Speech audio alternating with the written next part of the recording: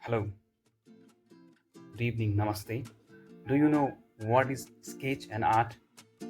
Even I don't know, but I will tell you. Sketch is an art involves creating a drawing that focuses on the essential aspects of a subject, using simple lines and shading.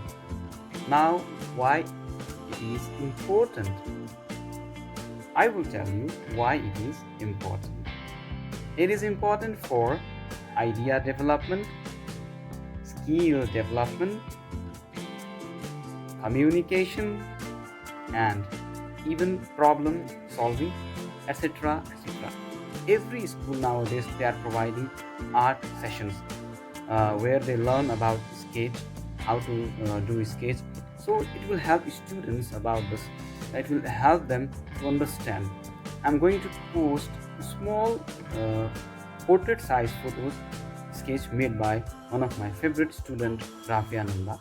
So please look after that sketch and please tell me how these are. He's very new, he's learning, but I liked that sketch and I posted here. Thank you.